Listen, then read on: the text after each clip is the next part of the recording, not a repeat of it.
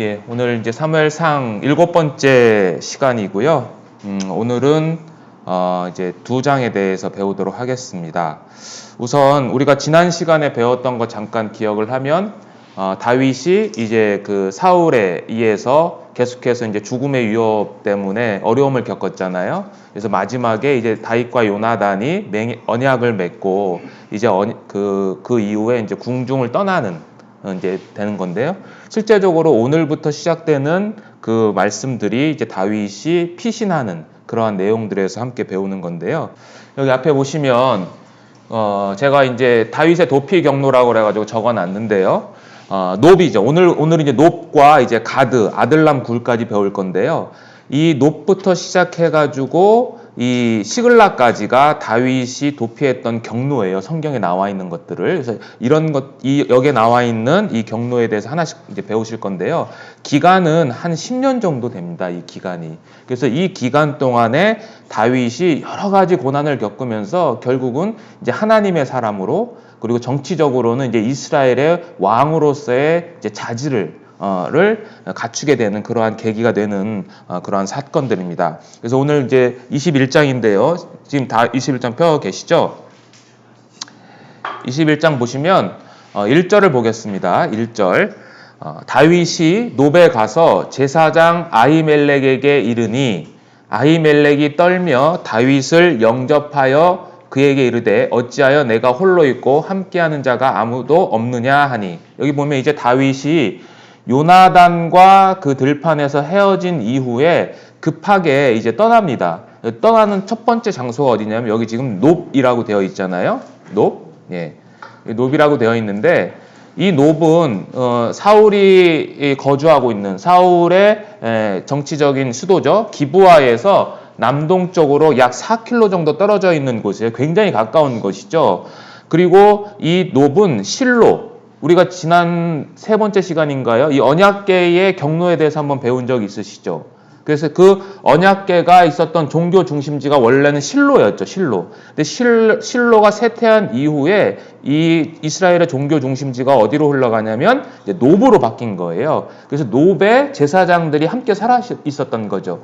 그래서 놉으로 갔다는 것은 어떤 의미를 갖고 있냐면 다윗이 자신이 어려웠을 때 사무엘을 찾아갔잖아요. 그러니까 사무엘을 찾아간 것처럼 이제 첫 번째 자기가 이제 궁중에서 떠나서 피신을 할 때도 그 제사장, 결국은 하나님의 성소가 있는 그곳으로 갔다라는 것은 이 다윗이 영적으로 지금 깨어 있다라는 것을 반증하는 거죠. 그래서 이 놉 땅에 갔는데 놉 땅에 가서 제사장 아히멜렉을 이제 만나게 되는 거죠. 이 아히멜렉은 엘리의 아들이었던 비느하스의 손자예요. 사무엘상 14장 3절에 보면 그렇게 되어 있는데 여기 우측에 보면 엘리의 족보를 제가 그려놨거든요.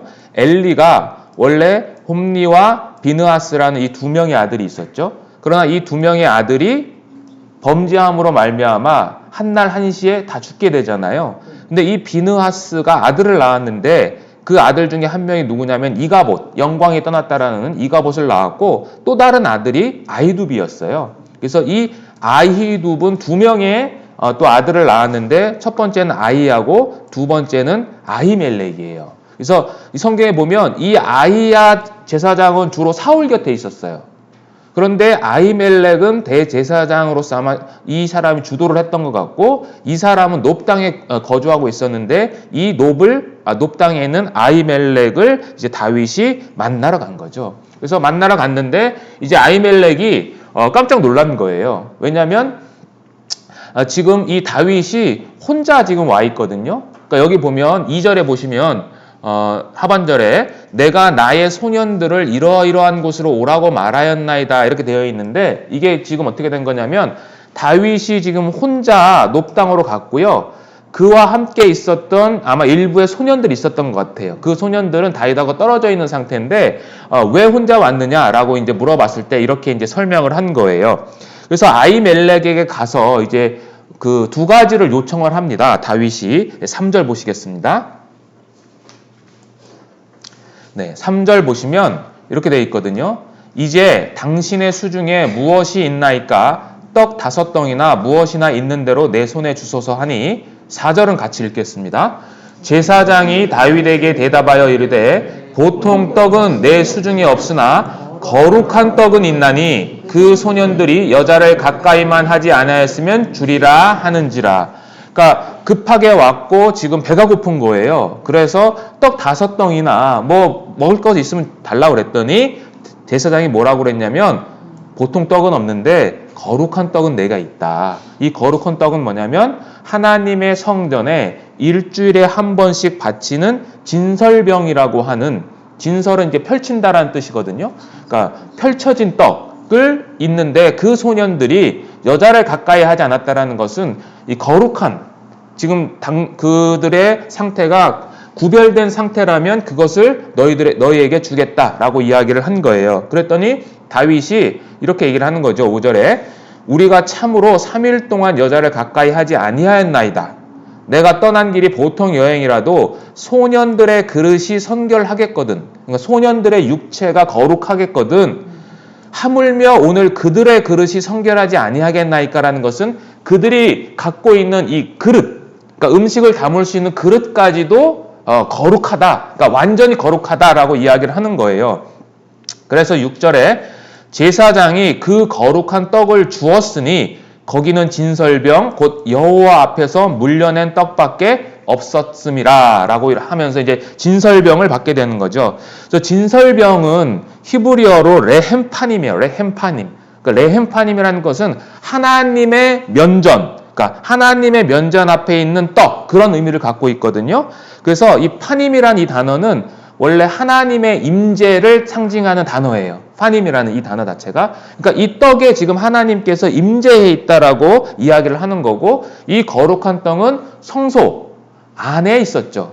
성소 안에 있었는데, 이 진설병은 성경에 보면 하나님께 드리는 떡은 크게 2가지로 나눠져요. 첫 번째는 유교병, 그러니까 누룩이 있는 떡, 그리고 누룩이 없는 무교병이 있는데, 이 진설병은 아마도 무교병으로 추측을 합니다. 정확하게 나와 있진 않아요. 그러나 다른 제사들 거의 대부분이 무교병으로 제사를 드리기 때문에 가장 거룩한 이 진설병 역시 무교병이었을 가능성이 높은 거죠.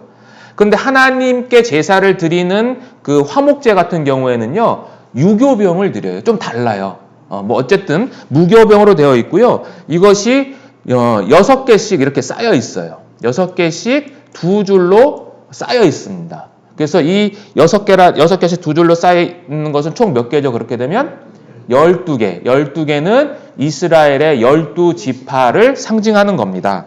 그리고 이 떡은 매 안식일마다 교체하라고 되어 있기 때문에 일주일에 한 번씩 교체를 하는 거예요. 이 떡을. 그래서 항상 여호와 앞에 떨어지지 않게끔 떡을 하는데, 떡 한 개의 부피가 어느 정도냐? 성경에 보면 이 진설병을 만들 때 10분의 2 에바라고 표현이 되어 있어요. 10분의 2 에바.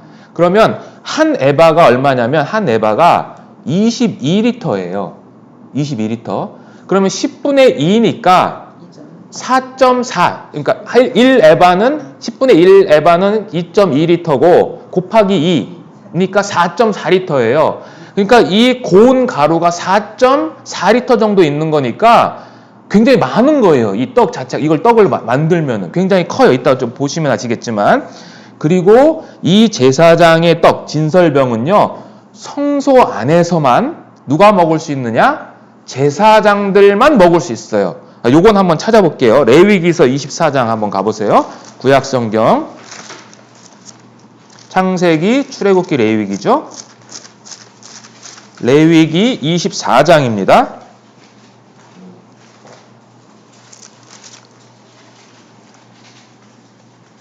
9절 보세요. 9절. 레위기 24장 9절. 한번 같이 한번 읽어볼까요? 이 떡은 아론과 그 자손에게 돌리고 그들은 그것을 거룩한 곳에서 먹을지니 이는 여호와의 화제 중 그들에게 돌리는 것으로 지극히 거룩한 것이다. 그러니까 아론의 후손들만 먹을 수 있는 아주 거룩한 떡이었던 거예요. 그래서 이 진설병은 영적으로는 하나님 앞에의 백성들, 이스라엘 지파, 그리고 신약 시대에는 교회를 상징하기도 하고요. 그리고 백성들에게 주시는 은혜, 이런 것들을 이제 상징을 하는데요. 그러면 이제 문제가 있는 거죠. 자, 율법에는 이 떡은 거룩한 제사장들만 먹을 수 있는데 지금 사무엘상 21장에서는 그 떡을 누가 먹은 거예요? 다윗이 먹은 거예요. 그러면 왜 이 다윗이 먹을 수 있었느냐? 근거가 있어야 되잖아요. 그것은 뭐냐? 첫 번째 근거는 뭐냐면 다윗은 하나님으로부터 기름 부음을 받았죠. 기름 부음을 받았다라는 것은 그가 구별됐다라는 것을 이야기하는 거고, 하나님에 의해서 기름을 받고 구별됐다라는 것은 제사장과 버금가는 권위를 가졌다라는 것을 의미를 하는 거예요. 그래서 이 사건을 예수님께서 신약 시대에 똑같이 인용을 하세요. 그러니까 제자들이 안식일 날 이제 밀을 먹는, 그래서 이제 종교가들이 왜 안식일 날 이것을 먹느냐라고 질문을 했을 때 바로 예수님이 이 사건을 근거로 해서 안식일 날 먹을 수 있어. 왜냐하면 안식일을 준수하는 것보다 더 중요한 게 뭐냐면 사람의 생명을 살리는 거기 때문에 이것을 먹을 수 있고, 그리고 그 안식일의 주인이 누구냐면 바로 나야 라고 하면서 안식일의 주인이 바로 나다라는 표현을 하시거든요. 그래서 첫 번째는 먹을 수 있었던 원인, 그가 먹을 수 있는 권위가 있었다라는 거고요. 두 번째는 방금 설명드린 것처럼 생명의 문제는요, 율법의 조문, 그러니까 율법에 기록된 내용보다도 상위에 있는 거예요. 그래서 구약 성경에도 보면 제한된 조건 하에서 이 율법, 안식일의 율법을 이제 어긴 건 아닌데 무시한 사례들이 있어요. 제한된 조건 안에서. 그것이 뭐냐면 민수기 28장 9절에 가시면, 지금 레위기 있으니까 민수기 28장 한번 볼까요? 레위기 다음이 민수기예요. 민수기 28장 9절 한번 보세요.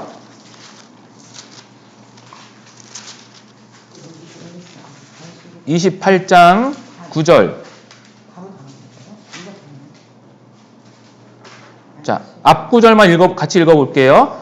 안식일에는 1년 되고 흠없는 수양 둘과 고운 가루 에바 10분의 2의 기름 섞은 소재와 그 전제를 드릴 것이니. 그러니까 제사를 지금 언제 드리는 거예요? 안식일에. 안식일은 아무것도 하면 안 되는데 안식일에는 제사를 드릴 수 있다라고 되어 있어요. 그렇죠?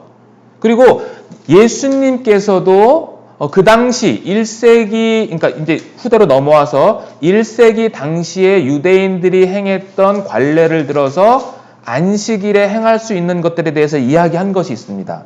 그게 어디에 있냐면 요한복음에 있어요. 요한복음 가보겠습니다. 요한복음 7장.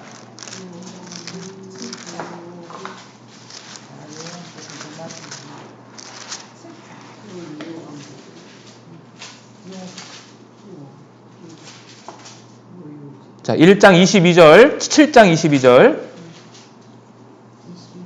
자, 모세가 너희에게 할례를 주었으니 그러나 할례는 모세에게서 난 것이 아니요 조상들에게서 난 것이라. 같이 읽겠습니다. 그러므로 너희가 안식일에도 사람에게 할례를 주시느니라. 그러니까 안식일날 아기가 태어날 수 있잖아요. 그거는 자신이 어떻게 할 수 없으니까. 그런데 안식일에는 할례를 행할 수 있다라고 하는 거예요. 그리고 누가복음 14장 5절에도 누가 그 아들이나 소가 우물에 빠졌으면 안식일에라도 곧 끌어내지 않겠느냐라고 물어보시는 거죠. 그러니까 안식일에 너희들의 사람이나 너희들의 재산이 위급한 상황에 처해 있으면 끌어낸다라고 이야기를 하는 거죠. 그래서 예수님께서도 마가복음에 또 넘어가시면 안식일에 선을 행하는 것과 악을 행하는 것, 생명을 구하는 것과 죽이는 것, 어느 것이 옳으냐라고 이렇게 물어보세요. 답변이 뭐겠어요? 옳은 것, 생명을 구하는 일을 해야 된다는 의미인 거죠. 그래서 안식일에도 할 수 있는 것들에 대해서 이야기를 한 거죠. 결국 이 아히멜렉이 준 이 진설병 사건도 뭐냐면 이 안식일과 그리고 진설병, 일반인이 먹을 수 없는 진설병을 다윗이 먹을 수 있었던 것은 그 생명을 구하는 일이 더 상위의 개념이기 때문에 이것을 먹을 수 있었다라는 것을 말씀을 드리는 거고요. 여기 그림을 보시면 이게 지금 이스라엘의 그 진설병 연구소라는 곳에서 제가 인터넷 보니까 있어가지고 캡처를 한 건데요. 이 사람, 오른쪽에 있는 이 사람이 이제 그 진설병에 대해서 문헌들이나 이런 것들을 통해서 지금도 이렇게 만들고 있는 거예요. 똑같이. 그래서 신청을 하면 여기 직접 진설병을 만든다고 합니다. 나중에 한번 이스라엘 가시게 되면 한번 들려보시고요. 여기 보면 이 진설병의 모양이 크게 두 가지로 나눠진답니다. 그래서 윗부분에 보면 이렇게 사각형으로 접혀 있는 모양이 있고요. 이 아래측에는 여기 보시면 여기 지금 이게 안 나오는데 이 좌측에 보시면 이렇게 휘어져 있죠. 이렇게 쟁반처럼 우측에 그죠? 보이시나요? 잘 안 보이시나요 이게? 네. 이게 뭐냐면 주전 1세기 그 헤스모니안 시대의 주화인데요. 이게 진설상 그리고 그 위에 있는 진설병을 주화에 새긴 거예요. 그러니까 모양이 약간 반달 모양으로 되어 있잖아요. 그래서 이러한 근거로 해서 떡을 만드는 거예요. 근데 아까 부피가 4.4리터 밀가루, 고온 가루로 만든다고 그랬잖아요. 그러니까 크기가 어떠세요? 엄청 크죠? 그러니까 저도 이것을 보고 여태까지 제가 생각했던 이 진설병은 그냥 접시에 담겨진 아주 조그만 떡인 줄 알았는데 이렇게 큰 거죠. 그러니까 다윗과 그 소년들이 먹어도 남을 수 있을 만큼의 양이었던 거예요. 그래서 이거는 우리가 그 십자가 사경할 때도 보여드렸는데 타이터스가 이제 예루살렘 성전을 이제 무너뜨리고 로마에 세운 개선문인데 십자가 사경할 때는 이 왼쪽에 있는 금초대에 대해서만 말씀을 많이 드리잖아요. 근데 이 우측에 보면 지금 이렇게 X자로 꺾여져 있는 거 있잖아요. 그게 은나팔 2개라고 하고요. 그 가운데 있는 네모난 거 있죠. 네모난 상자 같은 거. 요게 진설상이랍니다. 예, 요게. 그러니까 그 당시에 저렇게 이제 메고 갔다라는 것을 보여드리는 거고요. 자, 어쨌든 이렇게 해서 첫 번째는 아히멜렉으로부터 음식을 얻게 됐고요. 두 번째는 골리앗의 칼을 얻게 됩니다. 다시 사무엘상 21장 가시면은요. 8절, 9절 제가 읽겠습니다. 다윗이 아히멜렉에게 이르되 여기 당신의 수중에 창이나 칼이 없나이까? 왕의 일이 급함으로 내가 내 칼과 무기를 가지지 못하였나이다 하니 9절 제사장이 이르되 내가 엘라 골짜기에서 죽인 블레셋의 사람 골리앗의 칼이 보자기에 쌓여 에봇뒤에 있으니 내가 그것을 가지려거든 가지라. 여기는 그것밖에 다른 것이 없느니라 하는지라. 다윗이 이르되 그 같은 것이 또 없나니 내게 주소서 하더라. 두 번째 얻게 된 건 뭐냐면 골리앗의 칼이에요. 그러니까 이 골리앗의 칼을 얻었다라는 것에는 두 가지 의미가 들어있어요. 첫 번째는 다윗의 현실이 들어있어요. 왜냐하면 다윗이 요나단과 헤어지기 전에 요나단으로부터 무기를 건네받죠.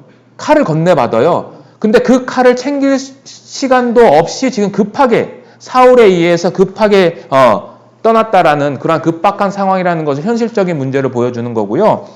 두 번째는 이 골리앗의 칼을 보는 순간 또는 이 골리앗의 칼을 잡는 순간 다윗이 어떤 생각을 했을 것 같습니까?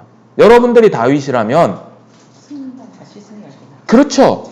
내가 지금 과거에 17세 또는 15세의 소년의 여호와의 능력으로 하나님을 향한 믿음으로 승리했던 그 순간을 떠올리겠죠. 그러니까 다윗에게는 이 골리앗의 칼은 과거 자신의 믿음을 기억나게 하는 상징물이에요.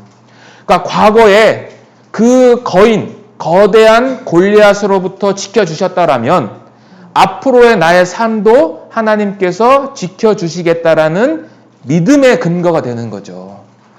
그러니까 우리들도 마찬가지인 거죠. 그리스도인들도 우리가 지금 현재의 믿음의 삶을 살아야 이 삶이 내 미래에 어떠한 고난과 역경이 닥쳤을 때에 지금 현재 우리가 믿음으로 승리했던 그것으로 말미암아 넉넉히 이길 수 있는 믿음을 갖게 되는 거예요. 그러니까 현재 우리가 어떻게 살아가고 있는가가 굉장히 중요하다는 거죠.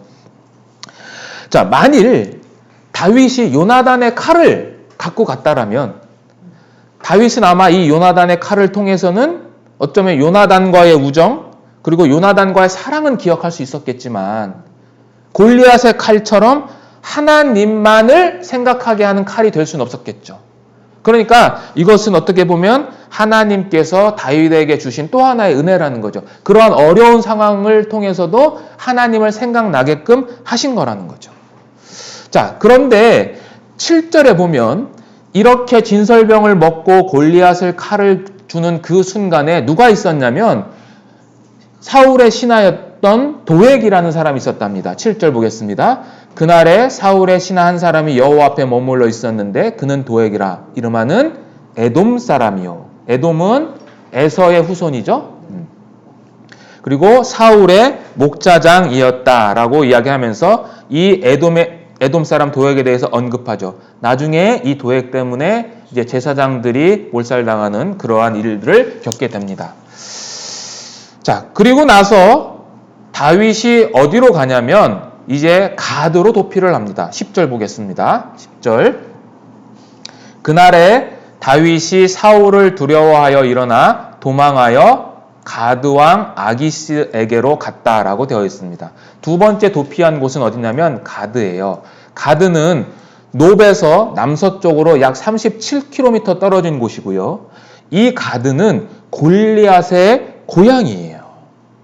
골리앗의 고향. 가드 사람 골리앗이라고 표현을 하거든요. 17장 4절에 사무엘상. 그러니까 골리앗의 고향으로 넘어가는 거죠. 근데 보세요. 골리앗의 고향으로 가고 있는데 누구의 칼을 지금 갖고 있어요? 골리앗의 칼을 갖고 가는 거죠. 그래서 제가 두 번째 여기 보면 가드로의 행보는 전략적인 은신이라고 제가 표현을 했어요. 자, 우리 성경에는 10절에 보면 그날의 다윗이 사울을 두려워해서라는 표현을 하거든요. 그런데 원래 이 히브리어 성경에는요, 두려워하다라는 표현이 없어요. 이 표현은 없어요. 이 히브리어로 어떻게 되어 있냐면요, 미펜의 사울 이렇게 되어 있는데 그 뜻이 뭐냐면 직역을 하면은요, 사울의 얼굴로부터 멀어졌다 그런 의미예요.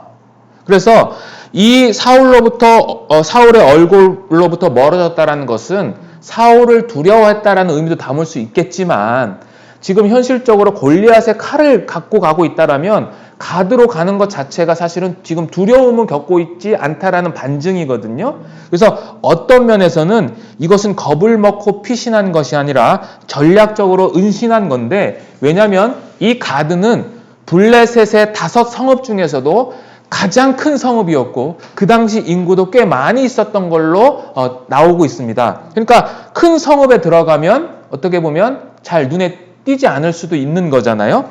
그리고 가드는 사울에게 있어서는 쫓아올 수 없는 지역이기도 해요. 왜냐하면 과거에 자기가 나가서 승리해서 이겼어야 되는 그 골리앗의 고향이 가드잖아요. 그러니까 가드로 갈 경우에는 사울이 계속해서 쫓아올 수 없다라는 그러한 아마 전략적인 생각을 해서 다윗이 도망한 것으로 저는 그렇게 말씀을 드립니다. 자, 지도를 보겠습니다. 여기 보시면 여기 노비 여기 있어요. 그죠? 자, 여기 노비 이쪽에 있고요. 이 노 밑에 예루살렘이 있고 베들레헴이 있습니다.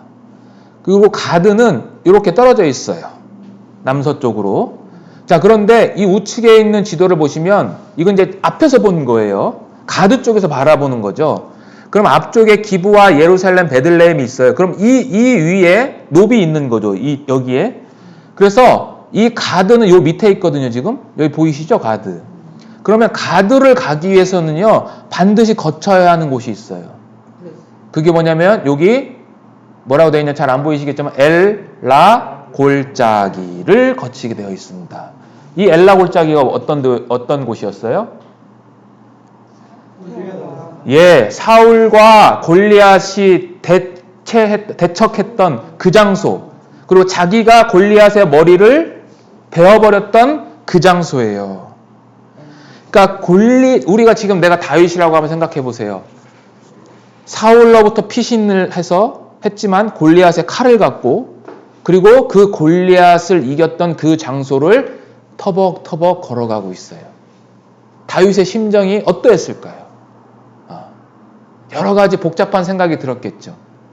한때는 내가 이스라엘의 구원자였는데 지금 이러한 초라한 신세로 간다라고 신세를 한탄했을 수도 있고, 그죠?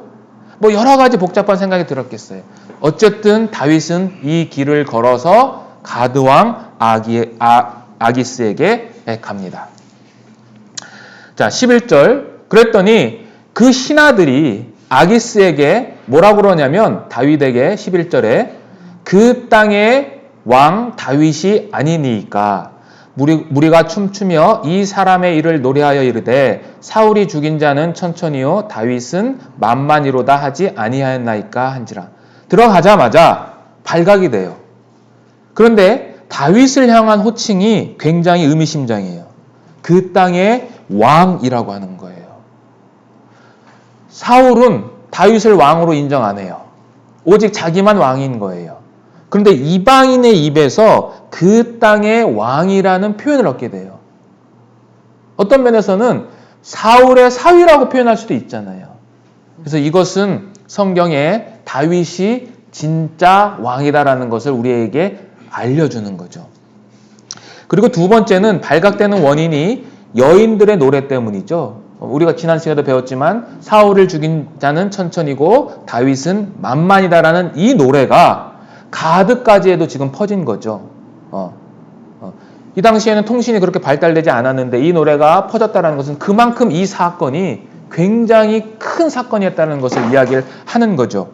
자, 그런데 이것 때문에 이 여인들의 노래 때문에 결국은 하나님의 사람이었던 다윗이 발각이 되고 거기를 떠날 수밖에 없게 되는 거죠.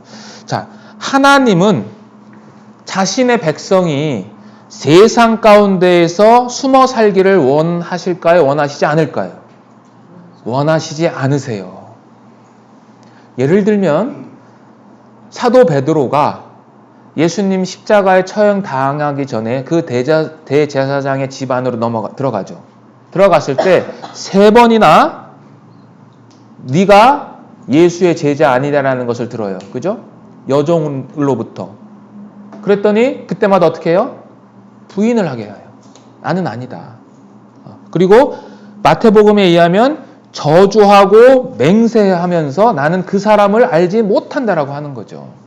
그런데 이 베드로의 이 사건이 나중에 요한복음 21장에 가서는 베드로가 다시 예수님의 은혜로 말미암아 내 양을 치라 라고는 명령을 다시 받게 되는 계기가 되는 거죠. 3번 예수님을 부인한 것처럼 예수님도 네가 나를 사랑하느냐 3번 물어보시고 주께서 아시나요라는 똑같은 답변을 통해서 결국은 내 양을 치라라고 하는 거죠. 그러니까 이 사건이 세상에 숨어 있었다라면 아마 베드로는 예수님에 의해서 너는 내 양을 치라라는 그러한 말씀을 듣지 못했을 수도 있어요. 그래서 결국 이렇게 숨지 않게 하신 하나님의 역사는 하나님께서 그들에게 베푸신 은혜라는 거죠. 자, 우리들도 마찬가지인 거죠. 신약성경 빌립보서 한번 보겠습니다. 빌립보서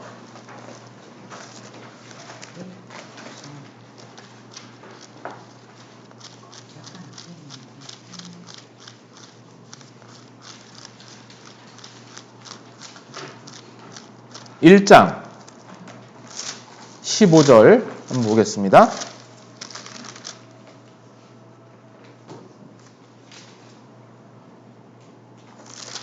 아, 2장입니다. 죄송해요. 2장 15절입니다. 2장 15절 같이 읽어보겠습니다. 이는 너희가 흠이 없고 순전하여 어그러지고 거스리는 세대 가운데서 하나님의 흠없는 자녀로 세상에서 그들 가운데 빛들로 나타내며, 세상에서 빛들로 나타내는 것이 우리의 본분이라는 거죠.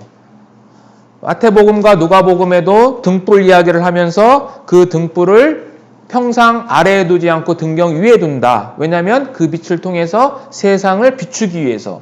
그러니까 우리는 세상에 숨어서는 안 된다라는 것을 이것을 통해서 우리가 알 수 있습니다. 자, 그래서 이제 도피를 하려고 하는데 12절 다시 보겠습니다. 21장 12절 사무엘상. 다윗이 이 말을 그의 마음에 두고 가드왕 아기스를 심히 두려워하여 13절은 같이 읽겠습니다. 그들 앞에서 그의 행동을 변하여 미친 채 하고 대문짝에 그적거리며 침을 수염에 흘리매. 그러니까 자신이 발각되자마자 이 다윗은 두 가지 행동을 해요. 미친 채를 하는데 그 미친 채를 어떻게 하냐면 첫 번째 성문에 끄적거린다라는 표현을 해요. 자, 여기서의 성문은 성읍 대문인지 또는 그 아기스 왕이 살고 있는 궁전 대문인지는 확실히는 알 수 없지만 어쨌든 공개적인 장소예요. 이 공개적인 장소에서 끄적거렸다. 여기 끄적거렸다는 표현은 휘갈겨 쓰다라는 뜻인데 아무렇게나 낙서한다는 의미예요. 그래서 미친 채하고 막 뭔가를 쓰는 것처럼 했어요. 그러나 이 끄적거림이라는 이 히브리어 단어는요, 때린다라는 의미도 갖고 있어요. 그래서 72역, 헬라어 성경, 히브리어를 헬라어로 번역한 성경 72역과 라틴어 성경 벌게이트는 이 끄적거리다는 표현을 어떻게 했냐면 대문을 쿵쿵 두드리며라는 표현을 했어요. 그러니까 미친 사람처럼 대문을 자기 몸으로 계속해서 이렇게 부딪힌 거죠. 부딪히면서 어떻게 했냐면 침을 흘렸는데 그 침을 어디에 흘렸냐면 수염에 흘렸어요. 이 수염은요, 지금도 중동 지방 사람들은 이 수염을 굉장히 중요하잖아요. 왜냐하면 이거 남성상을 상징하는 거거든요. 그래서 성경에서도 이 수염에 대해서 굉장히 중요하게 얘기해요. 그래서 성경에도 타인의 수염을 함부로 만지거나 건드리면 이것은 굉장히 굴욕적인 모욕 행위예요, 이게. 그래서 사무엘하 10장에 가면 이 수염을 자르는 것으로 인해서 전쟁까지도 벌려요. 나중에 이제 배우실 겁니다.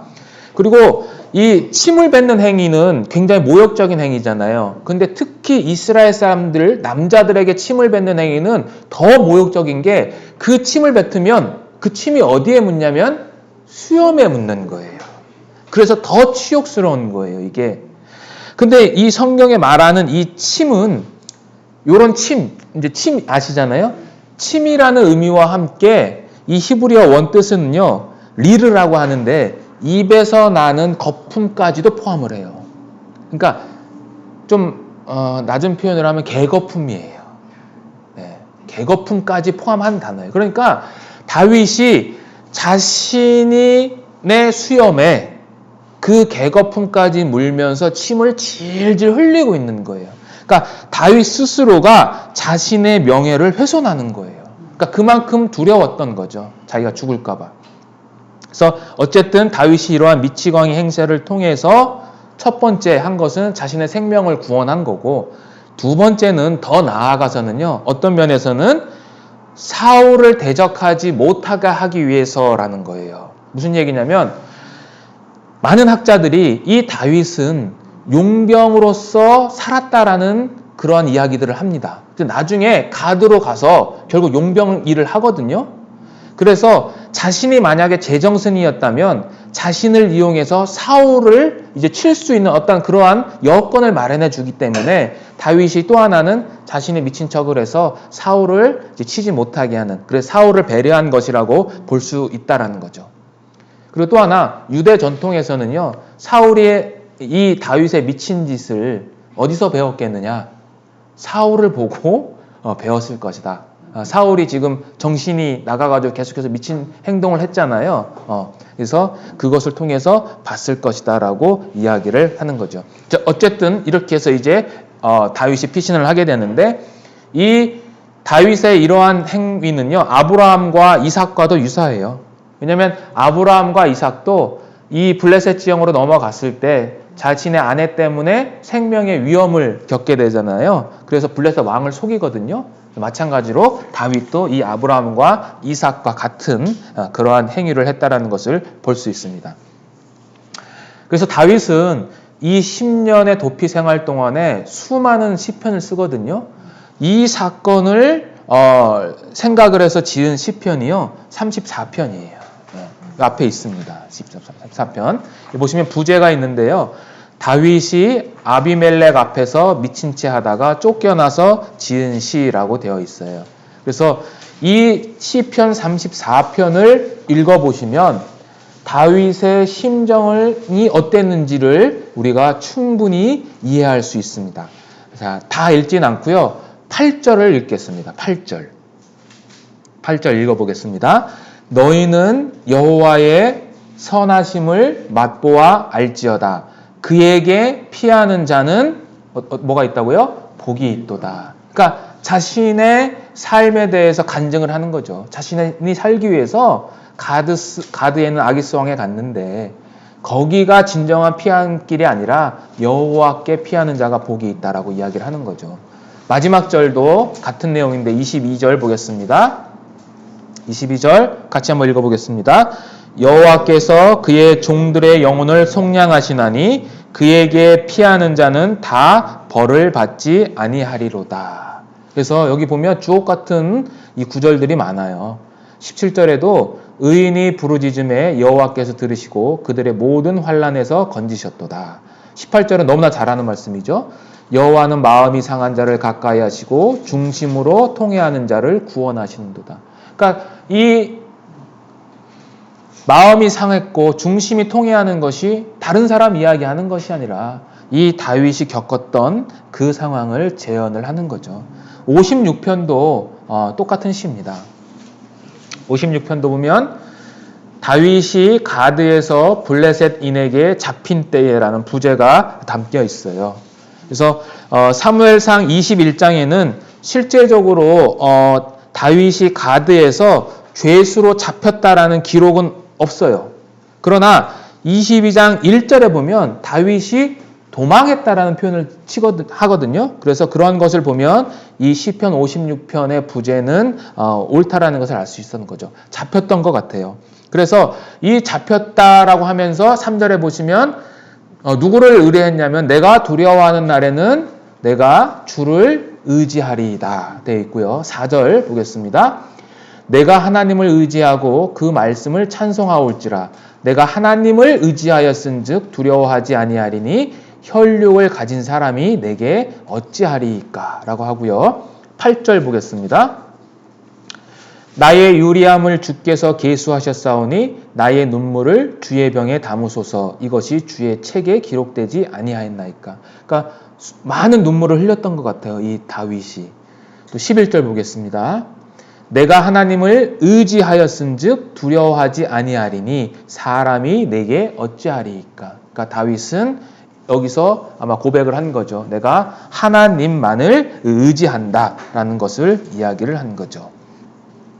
자, 이렇게 21장에서는 이제 가드에 있는 아기스 왕으로부터 도피해서 그 다음으로 가는 곳이 이제 아둘람 굴인데요. 22장입니다. 사무엘상.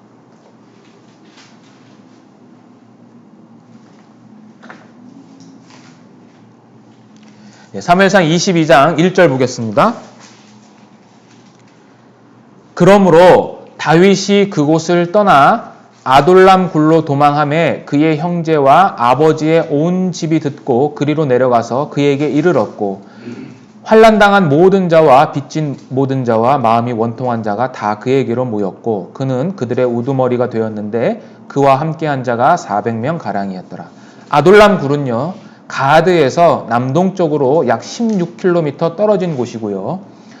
가드와 다윗의 고향이었던 베들레헴의 중간 지점입니다. 이 아둘람 굴이요. 여기 지금 지도에 보시면 여기 아둘람 굴 표현되어 있는데요. 이 아둘람 지역이 어디냐? 제가 그 구글 지도로 찾아봤는데요. 이렇게 되어 있습니다. 그러니까 좌측은요. 노란색 표시가 엘라 골짜기예요. 그리고 우측이 스바다 골짜기예요. 이 양 골짜기 이 사이 있죠. 이 사이가 평지예요. 그리고 이 초록색으로 되어 있는 것들이 다 나무예요. 나무. 그래서 확대를 하면 이 나무들이 빼곡히 되어 있는데 이 지역 어딘가에 아둘람 굴이 여기에 있는 거예요. 그래서 약 8km 정도 제가 그 구글로 측정을 해보니까 약 8km 정도 되는 저러한 지역인데요. 그 지역이 이제 석회암 지역으로 되어 있어요. 사암이나 석회암. 그래서 굴이 만들어진 것도 있고 사람이 손으로 파서도 인공적으로 굴을 만들 수 있어요. 근데 정확하게 이 아둘람 굴이 어딘지는 알 수는 없지만 여기에 있는 여러 가지 굴들을 들어가 보면 지금 이 다윗과 함께한 사람이 지금 이제 배우시겠지만 400명이 여기를 모여오거든요. 그 400명을 충분히 수용할 수 있을 정도의 굴들이 있고요. 굴 입구는 굉장히 작은데 이게 구부려서 들어가면 그 안에는 굉장히 넓고 그 굴에서 또 안쪽으로 들어가는 굴이 있어서 계속 이 미로처럼 이 굴이 되어 있어요. 그래서 이제 나중에 이때 시간이 되시면 그 영상도 있는데 한번 보도록 하겠습니다. 자, 어쨌든 이 아둘람 굴에 이제 피하게 됐고요. 여기서 누가 합류를 하게 되냐면 가족들이 합류를 하게 돼요. 첫 번째, 다윗의 가족들. 그러니까 베들레헴에서 가깝다고 그랬잖아요, 제가. 그 베들레헴에 있던 가족들이 합류를 하고요. 두 번째는 환난 당한 자, 그리고 빚진 자, 그리고 마음이 원통한 자가 400명이 이제 등장을 하는 거죠. 일로 다 모여드는 거예요. 그래서 이 가족들 중에는 결국은 나중에 요압이나 아비새, 수리아 같은 이스라엘의 군대 장관들이거든요. 이들이 누구냐면 다윗의 친척들이에요. 그러니까 자기 누나의 아들들이에요. 그러니까 이러한 장군들이 이제 들어오고요. 여기 이제 환난 당한 자, 빚진 자, 마음이 원통한 자 이렇게 되어 있는데요. 환난 당한다라는 뜻은요. 이게 괴롭게 하다라는 그러한 히브리어 단어예요. 그러니까 본문에서는 외부로부터 가해진 어떤 압력이나 핍박에 의해서 육체적으로 지금 고통을 받고 있는 상태를 말하는 거예요. 그래서 이 환난 당하는 자는요. 육신적인 고통을 지금 겪고 있는 자들이고요. 빚진 자들은 말 그대로 빚을 지는 거죠. 그러니까 이자를 갚지 못해서 재산이 저당 잡힌 자들인 거예요. 그리고 또는 그 재산이 몰수당했다라는 의미를 갖고 있는데 이 빚진다, 빚지다라는 이 히브리어 나사는 강탈하다라는 의미도 갖고 있어요. 강탈. 그러니까 재산을 빼앗긴 거예요. 그래서 물질적인 고통을 얻고 있는 자들인 거예요, 이들은. 그리고 마지막으로 마음이 원통한 자라고 하는 이 원통하다는 표현은요. 마르예요. 마르. 히브리어로. 이 마르는 에서 파생된 단어가 뭐냐면 마라예요. 마라라는 뜻이 뭐죠? 쓰다. 예. 그러니까 심적으로 굉장히 괴롭고 또 참혹한 상태에 빠져 있고 굉장히 곤고하다라는 표현을 갖고 있어요. 그래서 이 세 가지 환난 당한 자, 빚진 자, 마음이 원통한 자는 육신적인 고통을 겪고 있고 물질적인 고통을 겪고 있으면서 심적인 고통까지 안고 있었다라는 그러한 의미를 담고 있어요. 그런데 이들이 아둘람 공동체를 형성을 한 거고요. 이 아둘람 공동체는요. 결국은 다윗 왕국의 시작이에요. 이때부터 백성들을 다스리는 거예요. 그리고 곤고에 처해 있던 자들을 다스리게 되는 거죠. 그러면 이들이 누구로부터 이렇게 환난당하고 빚을 지고 마음이 원통하게 됐을까요? 추측을 해보자고요. 그렇죠. 사울이죠. 사울. 사울로부터 배척당한 자들이 온 거예요. 그래서 훗날 이들은 다윗이 정치적인 기틀을 잡는데 중요한 역할들을 해요. 여기서 위대한 인물들이 다 여기서 나와요. 나중에 이제 200명이 더 합해져서 600명까지 늘어나는데 이들이 이 다윗 왕국의 시작이 되는 거예요. 그런데 이 아둘람 굴이잖아요. 이 굴이라는 의미를 우리가 한번 좀 깊게 들어가자면 굴에 대한 우리는 굴 하면 어떠한 이미지가 생각이 납니까? 도피처. 예, 그렇죠. 그러니까 유대인들에게도 굴은 첫 번째 의미가 뭐냐면 피난처예요. 도피처예요. 그래서 창세기에 보면 하나님께서 소돔 땅을 멸하실 때 이제 롯이 도망가거든요. 소돔에서 벗어나서 거하는 곳이 어디냐면 두 딸과 함께 굴에 거해요. 굴에 들어가서 거해요. 그리고 열왕기상 19장에 보면 엘리야가 이세벨로부터 피해서 도망한 곳이 굴로 들어가요. 그리고 그 당시 오바다라는 사람이 이세벨로부터 선지자 100명을 구원하기 위해서 굴 속에 오바다 선지자 그 100명의 선지자들을 다 피난처를 만들어주는 거예요. 그래서 첫 번째 굴의 의미 유대인들에게는요. 굴은 피난처예요. 그러니까 다윗에게도 거기가 피난처가 된 거죠. 근데 유대인들에게 굴의 두 번째 의미는 뭐냐면요. 무덤이에요. 무덤. 유대인들은 무덤이 크게 두 가지예요. 굴에 이제 시신을 매장하는 것도 있고 또 땅에 매장하는 것도 있어요. 그러나 구약 성경에 의하면 대부분은 굴에 매장을 했던 것 같아요.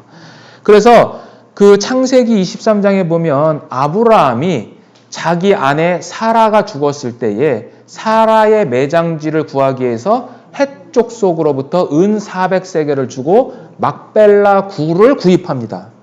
그래서 거기에 사라를 매장시키고 그 막벨라 굴에 자신도 묻히고요. 자신의 아들이었던 이삭, 그리고 이삭의 아내였던 리브가, 그리고 자신의 손자였던 야곱, 그리고 야곱의 첫 번째 부인이었던 레아가 그 막벨라 굴에 묻혀요. 그리고 신약시대에 와서는 나사로의 무덤도 굴이었고요. 더 중요한 것은 예수님께서 묻히신 곳도 굴이었다는 거예요. 굴. 그래서 이 굴은 무덤인 거예요. 자, 그럼 여기서 제가 말씀드리고 싶은 것은 뭐냐면 예수님께서 십자가에 돌아가시고 그리고 3일 만에 부활하셨어요. 그래서 우리는 십자가의 죽음과 부활로 인해서 우리는 영생을 얻어요. 구원을 받아요. 그러면 제가 질문을 던지겠습니다. 십자가의 죽음과 예수님의 부활, 이 둘 중에 어떤 게 더 중요한 사건일까요? 예, 둘 다 중요하지만 더 중요한 게 있어요. 부활이에요. 왜냐하면 부활이 없으면 예수님의 죽음은 그냥 인간적인 죽음이에요. 네.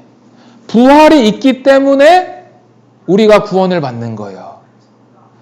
예수는 로마서 4장 23절에 의하면 우리의 범죄함으로 인해서 내어줌이 되고 우리의 의롭다 하심을 위해서 살아나셨느니라 그랬어요. 우리의 의롭다 하심을 위하여 살아나신 거예요.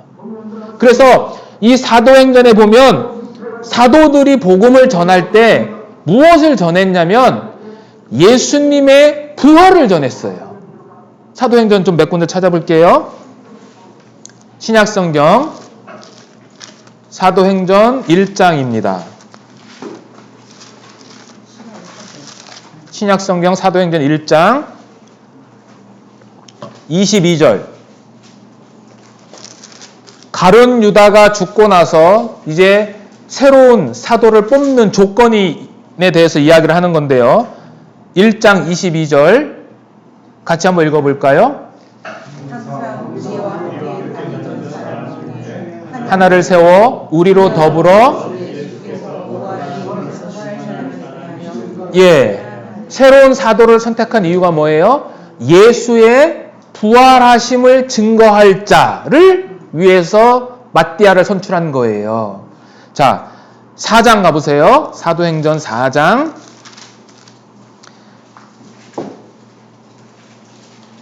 33절.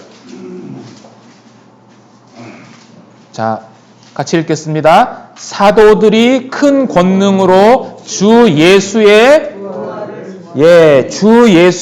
부활을 증거한다라고 되어 있어요. 또 13장 가보겠습니다.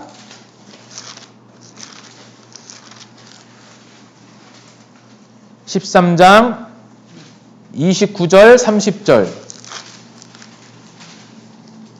29절 30절 자 읽겠습니다. 성경에 저를 가리켜 기록한 말씀을 다 응하게 한 것이라. 후에 나무에서 내려다가 무덤에 두었으나 하나님이 죽은 자 가운데서 저를 살리신지라. 그러니까 부활을 강조하는 거예요.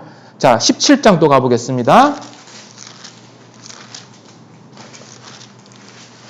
17장 18절 어떤 에비구레오와 스토이고 철학자들도 바울과 쟁론할 때 혹은 이르되 이 말장이가 무슨 말을 하고자 하느냐 하고 혹은 이르되 이방신들을 전하는 사람인가 보다 하니 같이 읽겠습니다. 이는 바울이 예수와 또 몸의 부활 전함을 인함이라. 그러니까 사도들의 핵심 메시지는 뭐냐면 부활이에요. 그러니까 우리는 물론 둘 다 중요하지만 부활 때문에 우리가 의롭다함을 받는 거예요. 참고로 사도행전에서 사도들이 강조한 것은 또 하나가 뭐냐면 나무에 달렸다는 거예요. 이건 제가 지난 시간에 몇 번 말씀드렸기 때문에 이해하실 거예요. 그러니까 나무에 달리심과 부활하심, 이것이 사도들이 강조했던 핵심 복음 메시지인 거예요. 자, 그런데 보세요. 그러면 이 부활이 어디에서 일어났어요? 예수님이 어디에 계셨던 곳? 굴이죠, 굴. 그 굴에서 하나님 나라가 시작된 거예요. 하나님의 왕국이 시작됐어요. 마찬가지로 다윗이 메시아의 모형적인 모델이라면 예수께서 하나님의 나라가 그 굴에서 시작된 것처럼 다윗의 왕국도 굴에서 시작된 거예요. 그래서 이 굴에서 400명의 사람들과 함께 이 다윗의 왕국이 시작된다는 것을 우리에게 이야기를 하는 거죠. 그리고 또 하나, 이 굴은 우리 구원받은 하나님의 백성에게도 큰 의미가 있어요. 왜냐하면 하나님의 백성에게는요, 예기치 못할 장소에 갇힐 때가 있어요. 자, 요셉도 어디에 갇혔습니까? 자기의 의도와는 상관없이 감옥에 갇혔어요. 그죠?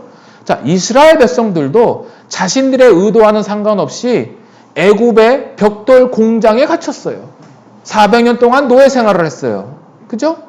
또 다니엘은 어디에 갇혔습니까? 사자굴에 갇혔어요. 다니엘도. 그리고 요나도 어디에 갇혔어요? 물고기 뱃속에. 그러나 이 갇혀있는 이 모든 것들이 결국 뭐냐면 그들에게 있어서는 하나님을 생각하고 결국은 하나님을 향해 부르짖는 장소가 되는 거예요. 그래서 이 굴은 우리 그리스도인들에게는요, 기도처예요. 다윗도 아돌람 굴에 갇혔기 때문에 시편을 지은 거예요. 그러니까 우리에게 처해 있는 이 모든 상황은 하나님을 부르짖게 하는 하나님의 은혜의 방편이다 라는 것을 또 성경은 이야기를 하고 있습니다. 그래서 이 아돌람 굴에 갇혔을 때에 생각을 해서 지은 시편이 바로 57편이에요. 시편 57편. 부제가 보면 다윗이 사울을 피하여 굴에 있던 때에 이 시편을 지은 겁니다. 그래서 7절, 8절 보겠습니다. 7절, 8절. 하나님이여 내 마음이 확정되었고 내 마음이 확정되었사오니 내가 노래하고 내가 찬송하리이다. 그러니까 자기가 지금 굴에 갇혀 있는데 자기 마음이 확정됐다는 것을 2번 강조하는 거예요. 하나님을 의지하게 됐다는 표현이죠. 8절 보겠습니다. 내 영광아 깰지어다 비파야 수구마 깰지어다 내가 새벽을 깨우리로다. 보세요. 이 내가 새벽을 깨우리로다. 이게 김진호 목사님의 책 제목이에요. 내가 새벽을 깨우리로다. 그러니까 지금 다윗이 처한 상황이 굉장한 칠흑 같은 어두움에 있는 거예요. 그런데 그 어두움 가운데에서도 하나님을 생각함으로 말미암아 언젠가는 나에게 새벽이 올 것이다라는 것을 지금 간증하는 거예요. 이것이. 그래서 이 사무엘상에 대해서 이제 책을 썼던 김혜권 교수님의 책에서 제가 발췌한 글인데 이렇게 되어 있더라고요. 제가 천천히 읽어보겠습니다. 다윗의 고단한 도피 생활을 하면서도 인간적인 복수의 감정에 지배당하지 않을 수 있었던 것은 하나님의 인애와 진리를 믿었고 사울의 광기를 진정시키고 어둠을 몰아내는 새벽을 열어주실 하나님에 대한 굳센 신앙이 있었기 때문이다. 저는 이 표현이 참 마음에 들더라고요. 왜 복수의 심정이 안 들겠습니까? 그죠? 자기는 왕의 사위 되기도 하고 이스라엘을 구원자인데 자기는 이유 없이 계속해서 지금 핍박을 받고 있는 거잖아요. 그런 가운데서도 사적인 복수 감정을 하지 않았던 이유는 하나님에 대한 믿음, 신뢰하는 믿음이 있었다는 거죠. 그러니까 우리들도 여기에서 교훈을 얻게 되는 거죠. 그리고 또 하나의 시편이 142편이에요. 편에도 보면 다윗이 굴에 있을 때에 지은 마스갈, 곧 기도라고 되어 있어요. 부제가. 그래서 이것은 1절 보겠습니다. 시편 140편 1절에 보면 이렇게 되어 있어요. 내가 소리내어 여호와께 부르짖으며 소리내어 여호와께 간구하도다. 다윗의 심정이 느껴지시는가요? 네, 이 아돌람 굴에 있었을 때에. 자, 마지막 절 보겠습니다. 7절. 내 영혼을 옥에서 이끌어내사 주의 이름을 감사하게 하소서. 주께서 나에게 갚아주시리니 의인들이 나를 두르리이다. 언젠가는 내 영혼을 이 어두침침한 굴에서 이끌어내겠다라는 그러한 믿음이 있었던 거죠. 어쩌면 다윗은 이 시편을 가지고 그 400명의 공동체와 함께 예배를 드렸을 수도 있을 거예요. 그죠? 이 말씀을 통해서. 그러면 그것을 선포하는 다윗이나 그것을 듣는 그 400명의 빚진 자, 원통한 자, 그러한 자들이 얼마나 이 하나님에 대해서 위로를 얻었겠어요. 그래서 우리는 이러한 것들을 통해서 교훈을 얻을 수 있고요. 자, 그런데 다윗이 그 아돌람 굴에서 나와서 어디로 이동을 하냐면 모압 미스베라는 곳으로 이동을 합니다. 다시 사무엘상 22장으로 돌아가겠습니다. 22장 3절 보겠습니다. 다윗이 거기서 모압 미스베로 가서 모압 왕에게 이르되 하나님이 나를 위하여 어떻게 하실지를 내가 알기까지 나의 부모가 나와서 당신들과 함께 있게 하기를 청하나이다. 그러니까 모압 땅으로 가는 거예요. 여기 우측에 보면 지도가 있는데요. 여기 작게 아돌람 굴이 이렇게 되어 있고요. 모압 땅은 사해 밑으로 해가지고 이쪽으로 가야 되는 거예요.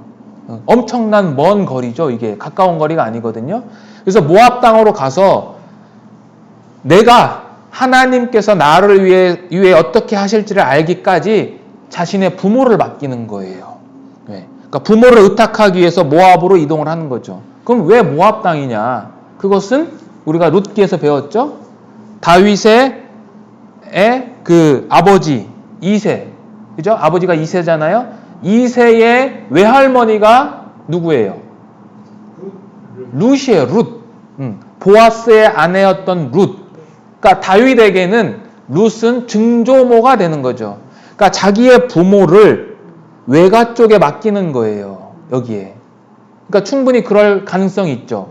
그리고 제가 룻기를 강의를 드릴 때 이 룻이 모압의 유대 랍비들은 모압 왕비 공주라고 생각한다고 그랬죠.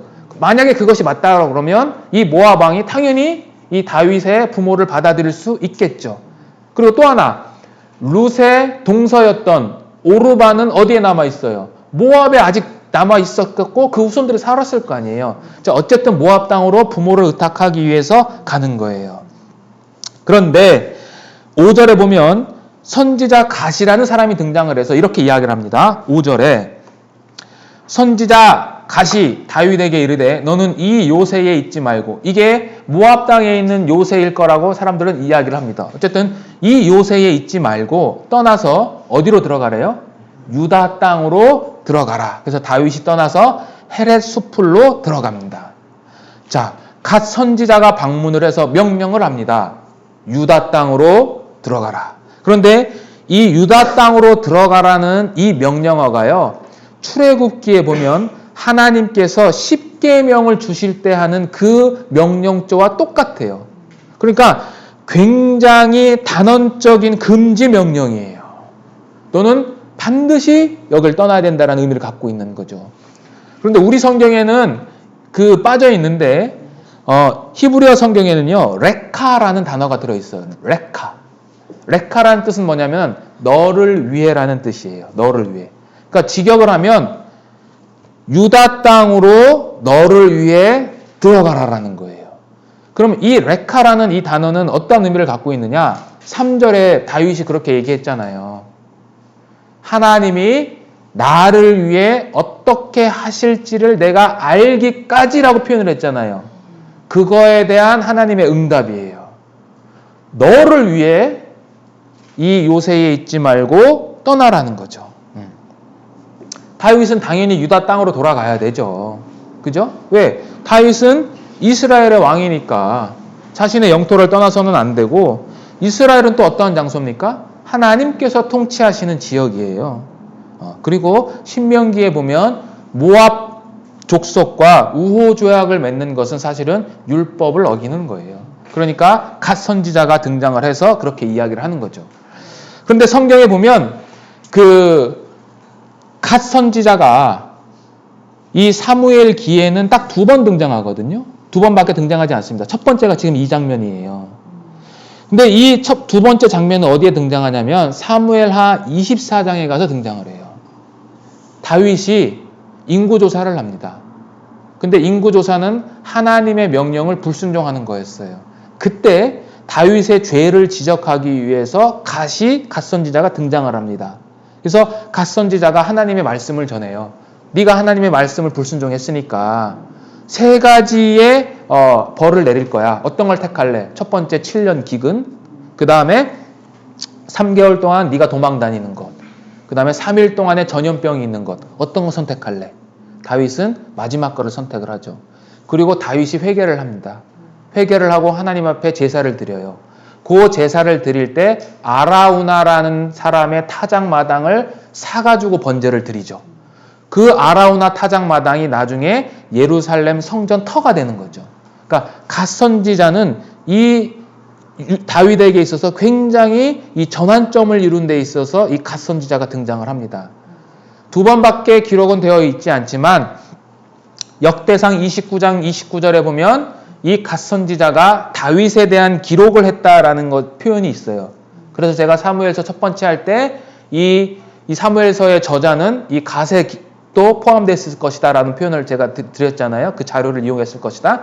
그래서 갓은 두 번밖에 등장하지 않았지만 다윗의 일평생 동안 다윗 곁에서 선지자의 역할을 한 것으로 우리가 추측해서 알 수 있습니다. 자, 그래서 이제 헤레 숲을 유다 땅으로 들어가서 헤레 숲으로 들어가고요. 그 상황이 있을 때에 이제 사울은 엄청난 죄를 저지릅니다. 다 사무엘상 22장 6절 보겠습니다. 6절 제가 읽겠습니다. 사울이 다윗과 그와 함께 있는 사람들이 나타났다 함을 들으니라. 그때에 사울이 기브와 높은 곳에서 손에 단창을 들고 에셀나무 아래에 앉았고 모든 신하들은 그의 곁에 섰더니 사울이 곁에 선 신하들에게 이르되 너희 베냐민 사람들아 들으라. 이새의 아들이 너희에게 각기 밭과 포도원을 주며 너희를 천부장 백부장을 삼겠느냐. 너희가 다 공모하여 나를 대적하며 내 아들이 이새의 아들과 맹약하였으되 내게 고발하는 자가 하나도 없고 나를 위하여 슬퍼하거나 내 아들이 내 신하를 선동하여 오늘이라도 매복하였다가 나를 치려하는 것을 내게 알리는 자가 하나도 없도다 하니. 자, 사울이 등장을 하는데요. 사울이 에셀나무 아래에 앉아서 손에 단창을 들고 있어요. 이것은요, 살았으나 죽은 자라는 의미예요. 자, 어떤 뜻이냐면 사울은 생전에 항상 곁에 단창이 있었어요. 그러한 표현들이 여러 군데 나와요. 사무엘상 우리가 지난 시간에도 배웠지만 그 단창이 옆에 있었기 때문에 다윗을 향해서 창을 계속해서 던지는 거예요. 그런데 살아있을 때도 사울 곁에는 단창이 있었거든요. 근데 죽기 전에도 사울 곁에 단창이 있어요. 사무엘하 보세요. 사무엘하.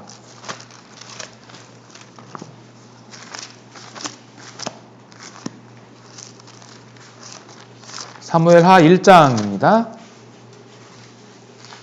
1장 6절. 1장 6절. 사무엘하 1장 6절 보겠습니다. 제가 읽겠습니다.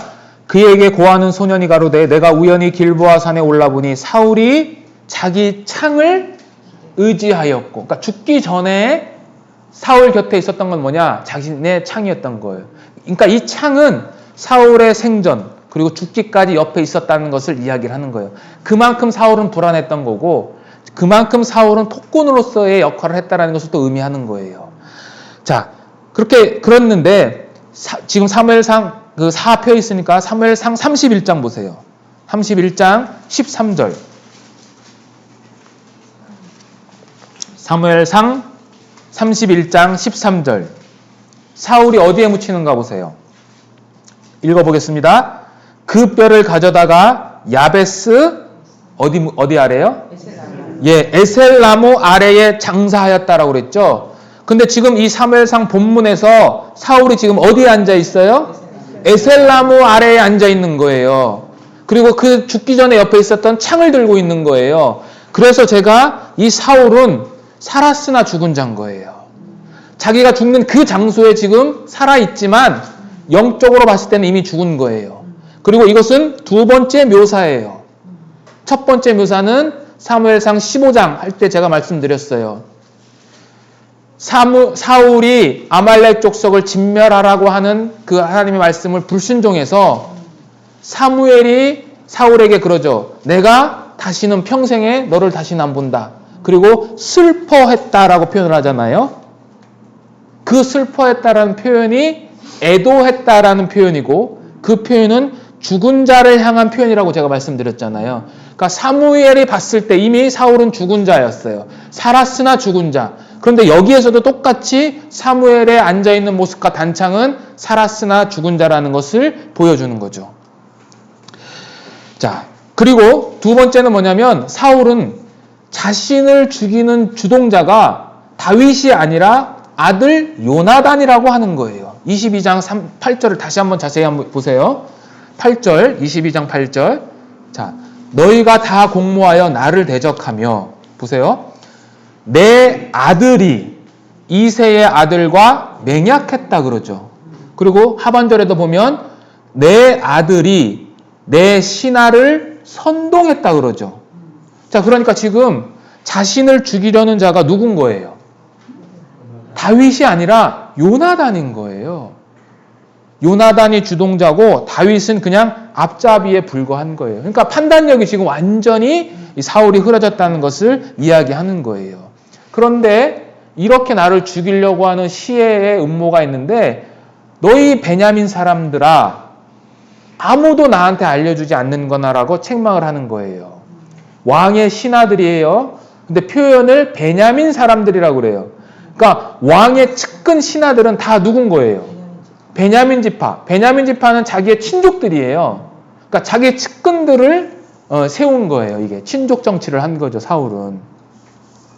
자, 아무도 이렇게 대답을 하고 있지 않을 때 드디어 등장하는 사람이 있습니다. 그 사람이 바로 에돔 사람 도액입니다. 9절 가보겠습니다. 9절.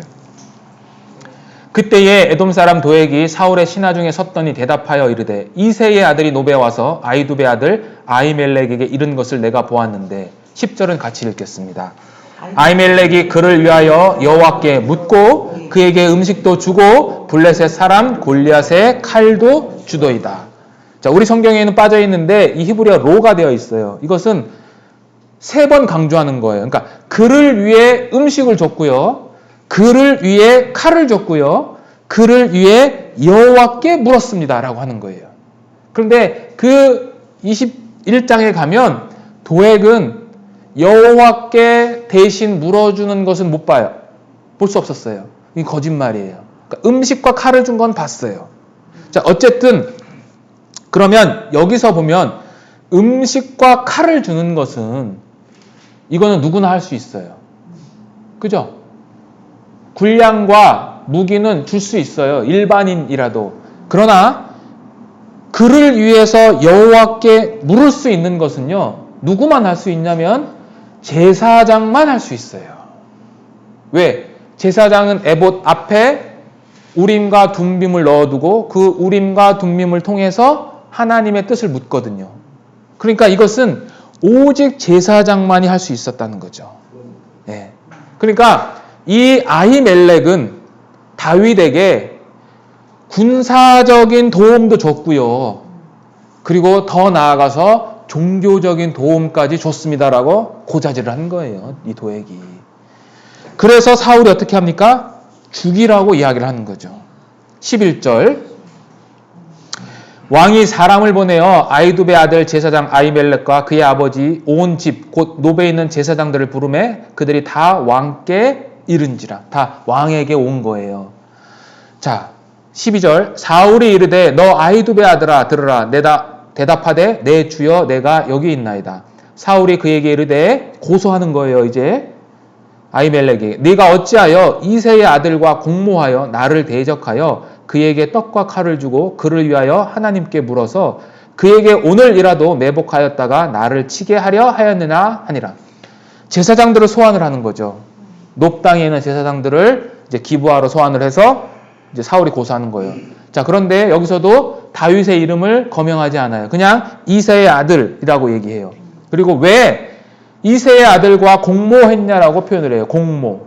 여기서 공모했다라는 표현은요. 8절에 보면 베냐민 지파들에게도 사용했던 그 단어예요. 베냐민 지파들에게 너희가 다 공모해서 나를 대적했다라고 하는 거죠. 이거 같은 의미예요. 그러니까 계속해서 의심을 하는 거죠. 자, 그런데 이 사울의 고소 내용을 보면은요. 도액을 굉장히 신뢰한다는 것을 알 수 있어요. 왜냐면 사울의 고소 내용이 도액이 사용했던 그 단어를 그대로 갖다가 사용하는 거예요. 왜 음식을 줬고 왜 칼을 줬고 왜 여호와께 물었느라는 것을 반복해서 이야기를 하는 거예요. 그랬더니 아히멜렉이 이제 변론을 하는 겁니다. 14절 가겠습니다. 아히멜렉이 왕에게 대답하여 이르되 왕의 모든 신하 중에 다윗같이 충실한 자가 누구인지요? 그는 왕의 사위도 되고 왕의 호위대장도 되고 왕실에서 존귀한 자가 아니니까. 15절 내가 그를 위하여 하나님께 물은 것이 오늘이 처음이니까 결단코 아니니이다. 원하건대 왕은 종과 종의 아비의 온 집에 아무것도 돌리지 마옵소서. 왕의 종은 이 모든 크고 작은 일에 관하여 아는 것이 없나이다 하니라. 자, 그렇게 고소를 하니까 아히멜렉이 변론을 하는데요. 이 변론은 크게 두 가지입니다. 다윗을 위한 변론이고요. 그 다음에 두 번째는 자기 자신을 위한 변론이에요. 다윗을 위한 변론은요. 첫 번째 당신의 종, 당신의 신하라는 거예요. 다윗이 누구냐면 당신의 종이다. 그런데 여기 보면 다윗같이 충실한 자가 누구입니까? 그러죠. 사울은 다윗을 언급을 안 해요. 아히멜렉은 다윗의 이름을 언급해요. 여기부터 달라지고요. 충실한 자라는 것은요. 의문문의 형태인데 이건 최상급의 의문 형태예요. 그러니까 다윗처럼이라는 것은 정말로 다윗 이외에는 당신에게 충성한 신하가 없다라는 것을 굉장히 강조하는 거예요.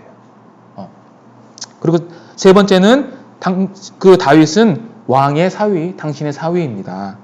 네 번째는 호위대장이다라고 이 표현을 하는 거예요. 이것은 왕의 경호 부대가 있을 거고요. 그 경호 부대의 우두머리라는 거예요. 이 동일한 단어가 이 다윗의 경호 부대의 대장이 누구였냐면 분하야예요. 분하야. 같은 의미거든요. 그러니까 사울의 경호 대장의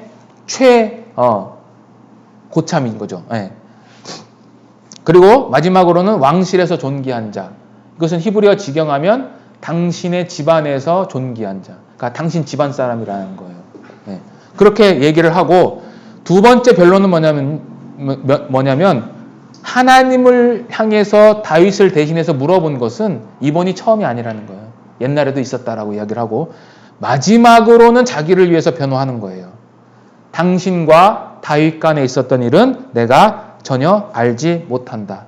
충분히 납득할 만한데 사울은 이것을 받아들이지 않고 이제 죽이라고 명령을 합니다. 16절 왕이 이르되 아히멜렉아 내가 반드시 죽을 것이요 너와 내 아비의 온 집도 그리하리라. 17절 같이 읽겠습니다. 왕이 좌우의 호위병에게 이르되 돌아가서 여호와의 제사장들을 죽이라. 그들도 다윗과 합력하였고 또 그들이 다윗이 도망한 것을 알고도 내게 알리지 아니하였음이라 하나 왕의 신하들이 손을 들어 여호와의 제사장들 죽이기를 싫어한지라. 내가 죽을 것이다. 이 굉장히 강조하는 거예요. 여기 보시면 제가 히브리어 써놨는데 이렇게 돼 있어요. 무트 타무트 아히멜렉. 죽고 또 죽는다. 네가 아히멜렉아. 이렇게 돼 있는 거예요. 근데 이 무트 타무트라는 이 표현은요. 창세기 2장에 나오는 표현이에요. 선악을 알게 하는 나무의 열매를 먹는 날에는 내가 정령 죽으리라. 같은 단어예요. 정령 죽으리라. 무트 타무트. 여기서도 굉장히 강조하는 거예요. 제사장들을 죽고 또 죽인다는 거예요. 그러니까 사울은 제사장들을 두려워하지 않는 거예요. 이것은 결국 하나님에 대한 그의 태도를 보여주는 거예요. 자, 그런데 신하들이 거부해요. 신하들이 거부해. 왕으로서의 통치 능력이 없다라는 것을 또 반증하는 거예요. 이 같은 사건은 과거에도 있었죠. 과거에 있었잖아요. 요나단이 블레셋 진영에 가서 승리를 하고 그때 금식을 명했는데 요나단이 꿀을 먹었잖아요. 그때 요나단을 죽이라는 명령을 내렸을 때 백성들이 어떻게 합니까? 그거 거부하거든요. 똑같은 사례인 거죠. 그러니까 사울은 계속해서 통치 능력이 없다라는 것을 성경은 이야기하는 거예요. 그런데 이때 누가 등장하느냐? 신하들은 죽이기 싫어하는데 도에게 등장하는 거죠. 18절.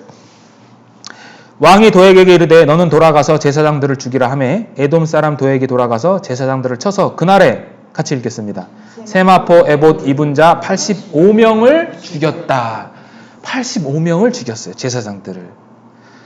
헬라 성경에는 72년에는 305명, 요세푸스는 385명이라고 이야기를 하는데 어쨌든 수많은 제사장들을 한날에 다 죽인 거예요. 도액이. 자, 그런데 더 끔찍한 것은 뭐냐면 19절이에요. 19절 같이 읽겠습니다. 제사장들의 성읍 노베 남녀와 아이들과 젖 먹는 자들과 소와 나귀와 양을 칼로 쳤더라. 그러니까 도액에 의해서 제사장들뿐만 아니라 제사장들의 가족들, 짐승들까지 완전히 멸절됐어요. 근데 여기 보면 어디서 많이 본 단어죠. 남녀와 아이들과 젖 먹는 자들과 소와 나귀와 양을 쳐 죽였더라. 이건 사울에게 명령했던 거잖아요. 아말렉 족속을 다 남녀와 아이들과 젖 먹는 자들과 소와 나귀와 양을 다 죽여라. 근데 사울이 그때 어떻게 했어요? 순종했어요? 불순종했죠. 그러니까 이 헤렘이라고 하는 신명기 율법을 사울은 불순종했는데 사울이 도액을 통해서 그것을 실현하는 거예요. 그 헤렘을. 근데 그 대상이 누구예요? 제사장들을 향해서. 그러니까 이게 엄청난 일인 거죠. 네. 그래서 이 도액의 사건을 또 시편 52편에서도 이제 언지를 하고 있는데 그건 나중에 한번 찾아보시고요. 자, 그래서 이렇게 제사장들을 살해합니다. 자, 그때 이 아이두베의 아들이 도망갑니다. 아이멜렉의 아들 중에 아비아달이라는 사람이 다윗에게 도망을 갑니다. 그래서 다윗에게 가서 이제 피신을 하게 되는데요. 23절 보겠습니다. 사무엘상 22장 23절. 두려워하지 말고 내게 있으라. 내 생명을 찾는 자가 내 생명도 찾는 자니 네가 나와 함께 있으면 안전하리라. 그러니까 아비아달이 용케 살은 거죠. 혼자. 그래서 다윗에게 피신했고 다윗은 그 생명을 이제 보존하겠다라고 이야기를 하는 거죠. 여기에 네 생명과 내 생명이라는 표현은 이 사무엘상에 보면 20장에 보면 다윗과 요나단이 언약할 때 요나단이 자기 생명을 사랑하는 것 같이 그를 사랑했다는 표현과 유사한 표현인 거예요. 그러니까 그만큼 아비아달에 대해서 이야기를 한 거고요. 그 다음에 요 사건은요. 사무엘상 2장 31절과 36절에 있는 말씀의 예언을 성취한 거예요. 사무엘상 2장 가보겠습니다.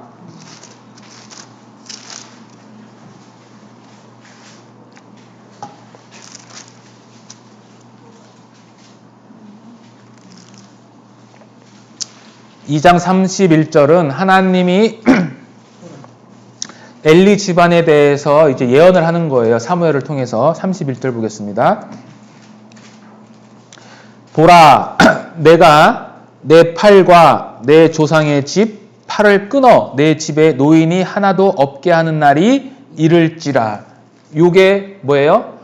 요게 엘리의 후손들이 다 죽게 될 것이라는 그 예언이거든요. 그 예언이 지금 성취된 거예요.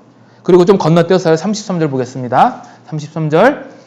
내 단에서 내가 끊어버리지 아니할 너의 사람이 내 눈을 세잔케 하고 내 마음을 슬프게 할 것이다. 그러니까 다 죽일 것인데 그 중에 한 사람이 산다는 거예요. 이 사람이 누구예요?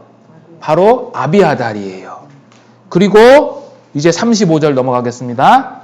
35절에 내가 나를 위하여 충실한 제사장을 일으키리니 그 사람은 내 마음 내 뜻대로 행할 것이라.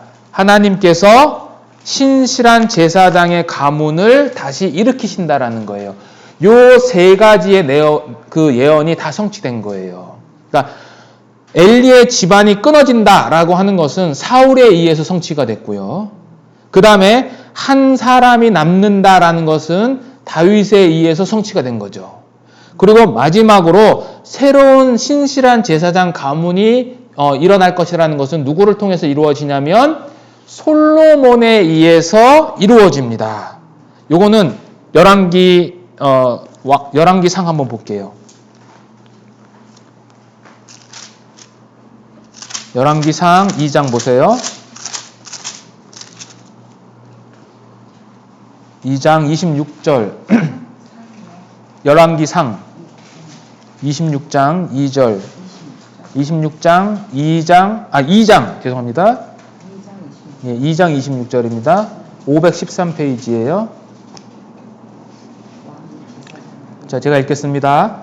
왕이 제사장 아비아델, 그 아비아델이에요.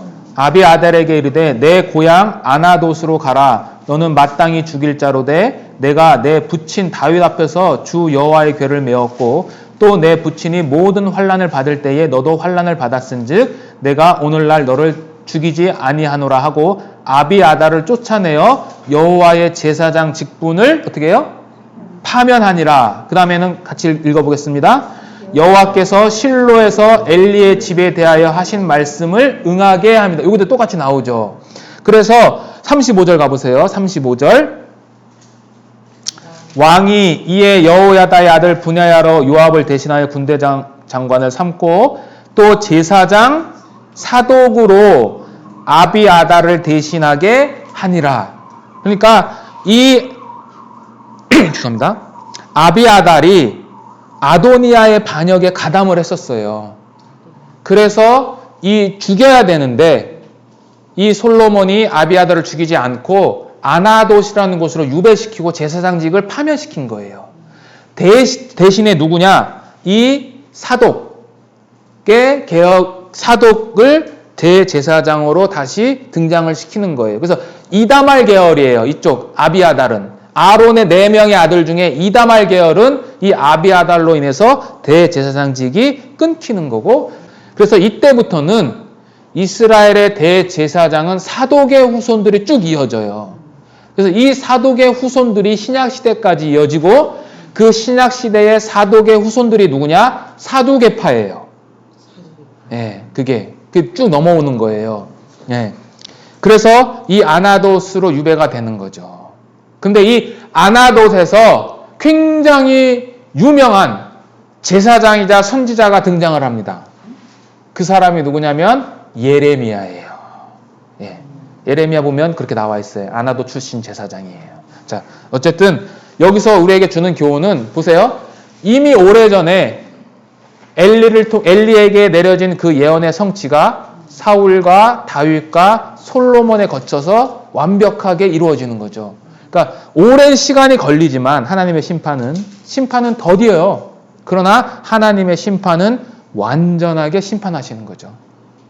그래서 터툴리안이라는 이 초대 교본이 이렇게 표현을 했어요. 하나님의 심판은 큰 연자 맷돌과 같다. 이 연자 맷돌은 아주 천천히 돌기 때문에 소리가 없지만 모든 것을 보드랍게 갈아버린다. 네. 그러니까 하나님도 마찬가지인 거죠. 우리의 심판을 안 하시는 것 같지만 우리가 죽은 이후의 최후의 심판에서는 완전한 심판을 우리에게 행하신다는 것을 이 성경을 통해서도 보여주는 거죠. 자, 여기 보시면 양측의 지지자들을 제가 표현해 봤습니다. 다윗은요, 왼쪽에 일단 베냐민 지파 사울의 신하들이 다윗의 지지자들이에요. 죽이지 않았으니까. 그 다음에 선지자 갓도 등장을 했어요. 그죠? 그리고 대제사장이었던 아비아달도 있었어요. 그리고 심지어 이방이었던 모압 왕까지 다윗에게 우호적이었어요. 근데 반면에 사울에게는 아무도 없어요. 오직 사울 곁에는 에돔 족속인 도액밖에 없었던 거죠. 자, 다윗에게는 이렇게 4명이 22장에 등장을 하는데 그 전까지 살펴보면 사울의 아들 요나단도 다윗의 편이고, 그리고 이스라엘의 최고 영적인 지도자 사무엘도 다윗 편이에요. 사울은 없어요. 사울은 여호와의 영도 떠났죠. 신하들로부터 소외되죠. 종교적인 지원자들도 자기가 스스로 다 죽여버렸어요. 남은 것은 뭐예요? 자기 능력, 자기 힘밖에 없는 거예요. 그러나 하나님의 나라는 결코 인간의 능력으로는 갈 수 없어요. 아무리 뛰어나도. 근데 사울이 그렇게 됐다라는 거죠. 그럼 사울이 왜 이렇게 됐을까요? 사울이 왜 이렇게 비참하게 됐는가? 이 죄의 뿌리, 근원이 뭘까요? 죄의 뿌리. 예? 맞습니다. 자기의 왕권 유지죠. 사울이 이렇게 비참하게 된 계기가 된 게 천천히요 만만이라는 노래 때문이었잖아요. 그러니까 자신의 왕권을 넘보는 다윗에 대한 시기와 질투죠, 이게. 이것이 죄의 뿌리였던 거예요. 즉, 왕이 되고자 하는 욕망이 그의 죄의 뿌리예요. 근데 모든 인간의 죄의 뿌리도 이거예요. 선악과를 먹을 때 어떻게 먹어요? 너희가 선악을 알게 한 나무의 열매를 먹으면 누구처럼 된다? 하나님같이 되어 선악을 분별할 줄을 하나님이 아시기 때문에 그것을 먹지 말라고 하나님이 금하신 거야 라고 사탄이 꼬셨죠. 하나님과 같이 되는 열매, 먹으면 하나님 같이 되는 것, 하나님이 왕인데 그 왕을 넘보는 것, 왕의 자리를 찬탈하려는 것, 그게 죄의 뿌리예요. 사울도 똑같은 거죠. 그게 죄예요. 그게 진짜 죄고, 도덕적으로 윤리적으로 타락하는 것은 그 죄의 뿌리의 결과물인 거예요. 뭐 거짓말하고 음행하고 하는 것들은 그 죄의 뿌리의 결과물이지 그것 자체가 죄는 아닌 거죠. 자, 어쨌든 우리는 여기에서 교훈을 얻을 수 있고요. 이제 마지막입니다. 자, 이제 마지막 조금 어려운 제가 질문을 던졌죠. 갓과 아비아달의 합류를 했잖아요. 그 합류한 신학적인 의미가 뭐냐는 거죠. 네. 자, 보세요. 갓은 누구예요? 직분. 선지자예요. 선지자. 아비아달은요? 제사장이에요.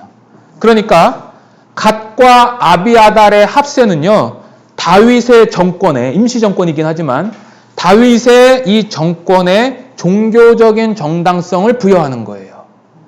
사울에겐 이게 없어요. 선지자도 없고 제사장도 없어요. 그런데 이 갓과 아비아달 사이에 누가 등장을 하냐면 다윗이 있어요. 그렇죠? 다윗은 직분이 뭡니까? 왕이죠. 왕. 그러면 이 다윗의 왕국, 다윗의 이 아둘람 공동체는 선지자도 있죠. 제사장도 있죠. 왕도 있죠. 그래서 이것을 어떻게 표현하냐면 저는 이렇게 표현했습니다. 메시아적인 공동체다. 예수 그리스도의 직분이 뭐예요? 선지자, 제사장, 왕. 그 직분을 이 다윗의 공동체가 갖고 있었던 거죠. 그래서 이 다윗은, 이 공동체는 비록 우리가 눈으로 볼 때는 굉장히 초라하고 형편없는 것처럼 보이지만 신학적으로는 메시아를 도래하게 하는 그러한 메시아적인 공동체로서의 역할을 이제 출범했다라는 것을 우리에게 얘기를 하는 거예요. 그래서 모형론적으로 다윗은 예수 그리스도를 상징을 하는 거죠. 참고적으로 이 메시아적인 공동체라는 관점에서 제사장 가문을 멸절시킨 에돔 사람 도액은 누구를 상징하냐면 신약시대에 헤롯 대왕을 상징을 합니다. 예수님이 베들레헴에 탄생했다는 소식을 들었을 때 헤롯이 어떻게 합니까? 2살 아래에 있는 모든 아이를 다 죽이라고 하잖아요. 같은 거예요. 모든 제사장 사람을 다 죽이잖아요. 그런데 이 헤롯이 어디 사람이에요? 에돔 사람입니다. 그러니까 도액이 에돔 사람이었던 것처럼 헤롯도 에돔 사람이었던 거죠. 그래서 메시아적인 공동체라는 모형론적인 의미를 갖고 있다라는 것을 제가 말씀을 드립니다. 예, 오늘 여기까지 하고 다음 시간에는 23장 배우도록 하겠습니다. 기도하고 마치겠습니다.